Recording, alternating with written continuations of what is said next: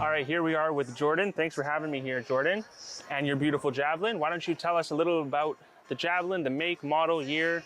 Yeah, sure. So it's an American Motors car, which a lot of people nowadays don't even know about. It was a company that tried to compete with the big three, Chrysler, Ford, and Chevrolet. And this was basically their competitor to the Mustang or Camaro. So they raced them in Trans Am racing in 68, 69, 70, 71, 72. What year is this one? So this is a 69. This is 69 Javelin, and this is a one-year only model of Javelin. So this is called a Big Bad Blue Javelin. It's obviously very blue. And it got painted bumpers. In the Big Bad package really was just painted bumpers and the bright blue paint. And you could get it in orange, which was Big Bad Orange, and green, which was Big Bad Green, or Big Bad Blue. And the Big Bad Blue is actually the rarest of the three colors. So the biggest part of the Big Bad package is the painted bumpers? That's it, yeah. So that seems like a kind of funny package, but that was a big deal. Like back in the day, everything was chrome, right? Yeah. Like chrome this, chrome that. So it was very modern to actually have body colored bumpers. It also has what's called a mod pack, which was another interesting package where you got a kind of an odd roof wing, which is actually, people think it's a spoiler. It's actually a diffuser, so it kind of tumbles the air down the back to give you a little bit more traction. Okay. And the hood scoops. That's part of the mod as well? On the mod package, yeah, it gave you the hood scoops, the spoiler, and you could have got simulated side exhaust, or this is actually, they're called Trendsetter side exhaust, and that's actual real side exhaust. So my actual exhaust does come out the back there. Okay. So there was simulated exhaust, or you could have got the real exhaust there. So that's a couple of the interesting things. It's got in the gauges, it's got a full gauge setup, which is really rare. It's got rally pack gauges in the center of the dash, which has your vacuum gauge, oil pressure, and amperage in the very center. And then it's got the 140 speedo and the 8 grand tach, and then obviously your clock. So the center gauges are actually really rare. And I put the AM/FM radio in it. It is an AM/FM radio, but when I bought the car, it was actually a radio delete car because the original owner, I'm the second owner, he was actually autocrossing the car back. It's like I can't remember what formula. I think it was Formula 5. He was autocrossing the car.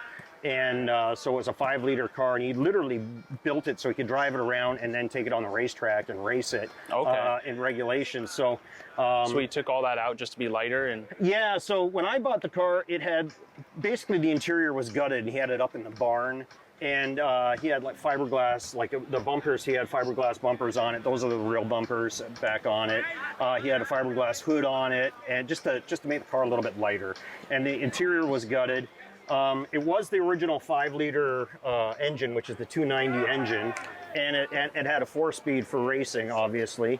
And he went and bought the, it's called a Group 19 cross-ram intake manifold, and that was basically for really high RPM, like 7,000 RPM running. Wow. So it's not great on the street. I've got it dumbed down a little bit. I put really small carburetors on it, so you could drive around. It's a lot more streetable now. Than what it was. Do you ever get it out to the track? Yes, but I ended up, I've had some small problems out on the track. I've dropped the lifter and blown around and had to have the engine rebuilt, so I decided it's too expensive to do that. Fair enough. With old engines, and decided, well, once I rebuilt it, I'm just gonna, not baby it, but I'm gonna, I'm not gonna be more careful. Yeah, I'm not gonna pound on it anymore. Yeah. When did you get this? How long have you had this? So I've actually had this probably since '98. Oh, wow. So I'm going to say 26 years now. And the first 10 years that I had it, it was pretty much original to the way that he had it. So The interior was pretty much gutted out. I had put the passenger seat back in it at least, but the driver's seat and passenger seat, but the rest of the interior was pretty Spartan.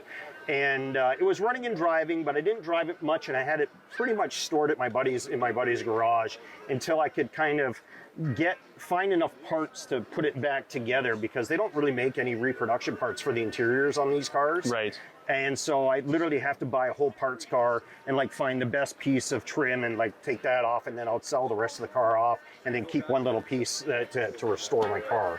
And then I got the paint done. We check out the inside? Yeah, sure. So it's not in fantastic shape, but it's in respectable enough shape. Wow, you're the second owner, you've had it for 20 Yeah, so 20 years? Yeah, probably 26 years 26 now. years? Wow. Yeah. It looks great for that. So, it's not too bad, but it drives nice. The only panels that aren't original on the car actually was that fender and this door I replaced with other ones that I found, just because they were so, they weren't really even that rusty. They were just really crushed in, like damaged. Yeah. And I don't know whether a cow leaned up against that side of the car when I bought it or what, but it was, just, it was too much to try and straighten out, and like you'd have to fill it, and it was better just to get rust-free metal and replace it. But other than that, it's all original metal. And then the ducktail on this car is a later 70s style ducktail. It's a 69 car that was designed for Trans Am racing by Mark Donahue. He designed the spoiler, but I put this one on. I just like the way it looked, and I do actually have a factory 69 style spoiler as well in my barn. But I just don't like the way that they look that much, and they don't work that well, believe it or not. That's why they changed the design. It looks like an upside down airplane wing. It's kind of flops, and I didn't think they looked that good, and so I put the 70 on there. Well, it looks amazing. Well, thanks so much, Jared. This is an absolute gem of a car. Thank you so much. Thanks for sharing with it. Thanks for talking with me. Yeah. And I look forward to seeing it again. Yeah, have next a great Tuesday. show. Thank you. Thank you.